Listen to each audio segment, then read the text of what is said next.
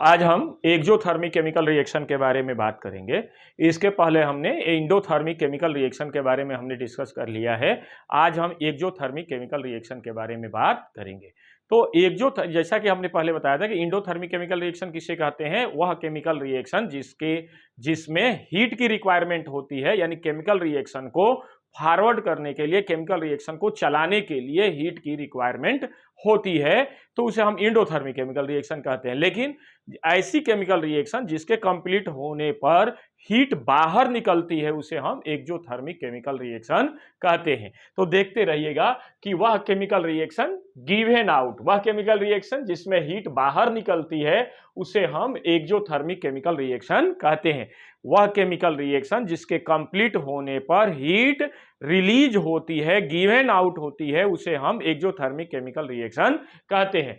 इस जैसा कि इंडोथर्मिक केमिकल रिएक्शन में हमने कहा था कि इंडोथर्मिक केमिकल रिएक्शन जिस कंटेनर के अंदर, जिस पात्र के अंदर होती है, उस कंटेनर का टेम्परेचर कम हो जाता है, लेकिन एक्सोथर्मिक केमिकल रिएक्शन जिस कंटेनर के अंदर होती है उसका टेम्परेचर इंक्रीज कर जाता है। देखिएगा, in exothermic chemical reaction temperature of container becomes increase. Okay, यहां पर देखिए exothermic chemical total energy of reactant is more than product. हमेशा रिएक्टेंट का टेम्परेचर प्रोडक्ट के टेम्परेचर से ज्यादा होता है। ठीक है, और जितने भी कंबस्टन रिएक्शन होती हैं वो सब के सब क्या होती हैं, एक्सोथर्मिक केमिकल रिएक्शन होती हैं। एक कंबस्टन रिएक्शन ऐसा केमिकल रिएक्शन जो ऑक्सीजन के प्रेजेंस में होता है। तो जितने भी कंबस्टन रिएक्शन होते हैं वो एक्सोथर्मिक केमिकल रिएक्शन के एग्जाम्पल होते हैं। यहां पर देखिएगा, कंबस्टन रिएक्शन कार्बन जब जलता है ऑक्सीजन के प्रेजेंस में तो क्या बनता है, कार्बन डाइऑक्साइड गैस बाहर निकलती है और हीट भी साथ में निकलती है। यहां पर मीथेन है, मीथेन का ऑक्सीडेशन हो रहा है।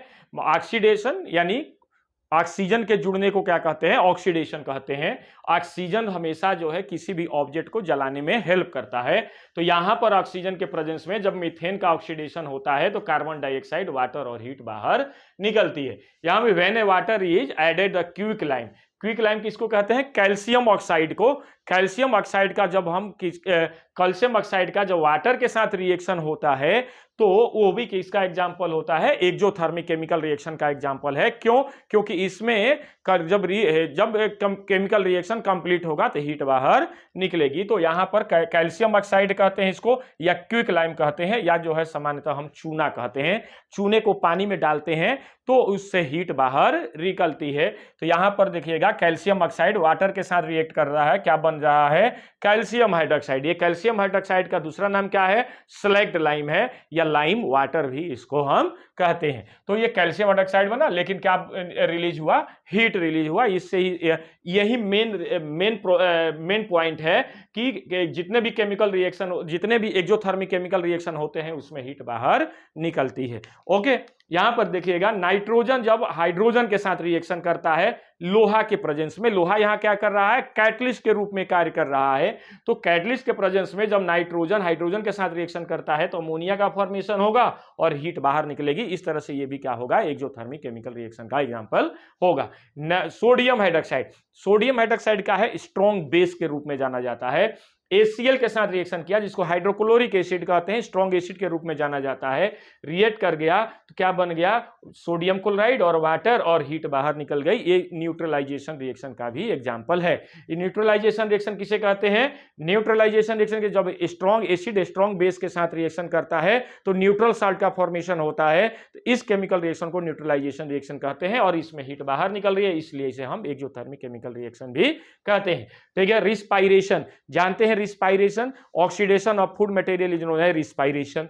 तो ऑक्सीडेशन ऑफ फूड मटेरियल क्या है, यहां पर कार्बोहाइड्रेट है। यहां पर कार्बोहाइड्रेट का क्या हो रहा है, ऑक्सीडेशन हो रहा है, किसके प्रेजेंस में, ऑक्सीजन के। तो ये ऑक्सीडेशन हुआ ग्लूकोज का, कार्बोहाइड्रेट का क्या बन गया, कार्बन डाइऑक्साइड, वाटर, और यहां पर क्या निकल गई, हीट निकल रही है। इसलिए ये भी क्या है, एक्सोथर्मिक केमिकल रिएक्शन का एग्जांपल है। उसके बाद देखिएगा, हाइड्रोजन, हाइड्रोजन ऑक्सीजन के साथ रिएक्शन करके क्या बन गया, वाटर बन गया। इसमें भी हीट बाहर निकलती है, इसलिए इसे भी हम एक एक्सोथर्मिक केमिकल रिएक्शन का एग्जांपल मानेंगे। ठीक है, यहां पर आ जाइएगा आप, चेंज ऑफ स्टेट। जैसा कि हमने बात किया था केमिकल रिएक्शन की कुछ कैरेक्टरिस्टिक्स हैं, उस कैरेक्टरिस्टिक्स का ये लास्ट पॉइंट है चेंज इन स्टेट। ये क्या है, चेंज ऑफ टेम्परेचर का एग्जांपल हम लेकर चल रहे थे। तो यहां आप देखिएगा चेंज इन स्टेट, कुछ केमिकल रिएक्शन ऐसी होती हैं जिसमें प्रोडक्ट और रिएक्टेंट दोनों सेम स्टेट में नहीं होते हैं। यानी दोनों सेम स्टेट का मतलब क्या है, दोनों सॉलिड स्टेट में नहीं होंगे, या दोनों लिक्विड स्टेट में नहीं होंगे, या दोनों गैसियस स्टेट में नहीं होंगे। अर्थात रिएक्टेंट यदि सॉलिड में होगा तो प्रोडक्ट लिक्विड में तब्दील हो जाएगा, यदि यदि रिएक्टेंट यदि लिक्विड में है तो प्रोडक्ट गैस के रूप में तब्दील हो जाएगा। तो इस स्थिति को क्या कहते हैं, चेंज इन स्टेट। यानी केमिकल रिएक्शन होगा तो उसमें रिएक्टेंट और प्रोडक्ट का स्टेट चेंज हो जाता है। ठीक है, जैसा कि हमने बात किया कि अमोनिया जो है हाइड्रोक्लोरिक एसिड के साथ रिएक्शन कर गया। अमोनिया क्या है, गैस है, हाइड्रोक्लोरिक एसिड भी क्या है, गैस है, और इस तरह से क्या बन गया, अमोनियम क्लोराइड। अमोनियम क्लोराइड क्या है, सॉलिड है, S for solid, G for gas. Okay, carbon जो है सल्फर के साथ रिएक्शन कर गया, कार्बन क्या है, सॉलिड है, और सल्फर भी क्या है, सॉलिड है, रिएक्ट कर गया, क्या बन गया, कार्बन डाइसल्फाइड, जो कि क्या है, लिक्विड है। तो इस तरह से एक इसका एग्जांपल हो जाएगा सॉलिड, इसका एग्जांपल हो जाएगा चेंज इन स्टेट का एग्जांपल हो जाएगा। ठीक है, तो इस तरह से चेंज ऑफ स्टेट का यह एग्जांपल है। तो चेंज ऑफ स्टेट ये कंप्लीट हुआ। अब हम लेकर चल रहे हैं केमिकल इक्वेशन। ठीक है, तो केमिकल इक्वेशन, जैसा हमने बात किया था केमिकल रिएक्शन और केमिकल इक्वेशन। तो केमिकल इक्वेशन क्या है, जैसा कि हमने बात किया कि जैसे सपोज मान लीजिए हाइड्रोजन ऑक्सीजन के साथ रिएक्ट कर गया है तो वाटर फॉर्म हो गया, तो इसको क्या कहते हैं, केमिकल रिएक्शन। लेकिन जब इसको हम सिंबॉलिक फॉर्म में पेपर पर प्रिंट करते हैं, पेपर पर लिखते हैं, तो उसको क्या कहते हैं, केमिकल इक्वेशन कहते हैं। तो देखिएगा, chemical equation is systematic representation of chemical reaction. Chemical reaction का सिस्टमेटिक रिप्रेजेंटेशन हम पेपर के ऊपर करते हैं तो इसको क्या कहते हैं, केमिकल इक्वेशन। फॉर एग्जांपल, जब जो है जिंक किसके साथ रिएक्ट करता है, डाइल्यूट H2SO4 के साथ, तो डाइल्यूट H2SO4 के साथ रिएक्ट करेगा तो क्या बन जाएगा, जिंक सल्फेट बन जाता है। When zinc metal react with zinc dilute H2SO4 then zinc sulphate is form. ध्यान रखिएगा यहां पर, और हाइड्रोजन गैस इज इवॉल्व। ये ध्यान रखिएगा, जब कॉन्संट्रेटेड H2SO4 के साथ रिएक्शन करेगा तो क्या बनेगा, क्या निकलेगा,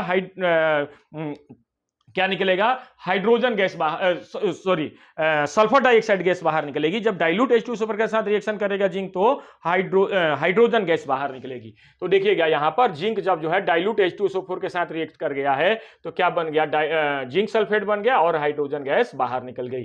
ठीक है, एबव व्हाट ये इक्वेशन रिटन एज फॉलो। तो देखिएगा हम कैसे लिख दिया, इस केमिकल रिएक्शन को हम कैसे सिंबॉलिक फॉर्म में लिख रहे हैं, zinc Zn plus dilute H2SO4 क्या बन जाएगा, ZnSO4 प्लस H2। किसी भी केमिकल रिएक्शन के दो पार्ट होते हैं, एक होता है रिएक्टेंट और एक क्या होता है, प्रोडक्ट। ये क्या हो जाएगा, जिंक और डाइल्यूट H2SO4 क्या हो जाएगा, रिएक्टेंट, और जिंक सल्फेट और हाइड्रोजन क्या हो जाएगा, प्रोडक्ट के रूप में जाना जाएगा। Balance and unbalance chemical equation, ध्यान रखिएगा यहां पर।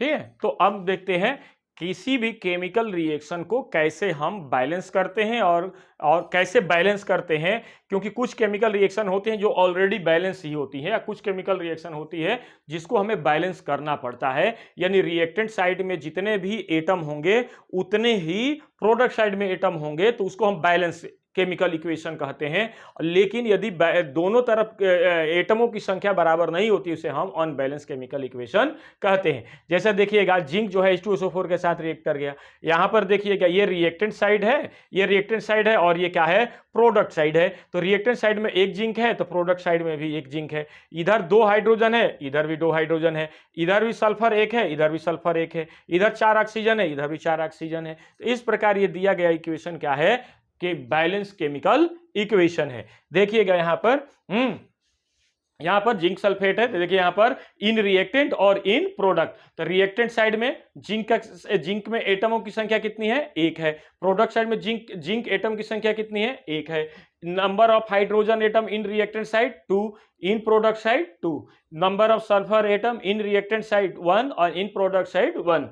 Number of oxygen atom in reactant side 4 and in product side भी क्या है, 4 है, तो इस तरह से दोनों साइड में एटम की संख्या बराबर है, इसलिए दिया गया केमिकल इक्वेशन क्या है, बैलेंस केमिकल इक्वेशन है। इसके जस्ट अपोजिट यदि दोनों तरफ जो है दोनों तरफ एटमों की संख्या यदि बराबर नहीं होती तो इसे हम अनबैलेंस केमिकल इक्वेशन कहेंगे। देखिएगा, since number of reactant molecule या number of reactant atom is equal to number of product molecule given chemical equation या chemical reaction is balance chemical reaction या इक्वेशन। तो दोनों साइड में एटम की संख्या या कह लीजिए मॉलिक्यूल की संख्या बराबर है, इसलिए ये केमिकल रिएक्शन क्या है, बैलेंस केमिकल रिएक्शन या बैलेंस केमिकल इक्वेशन है।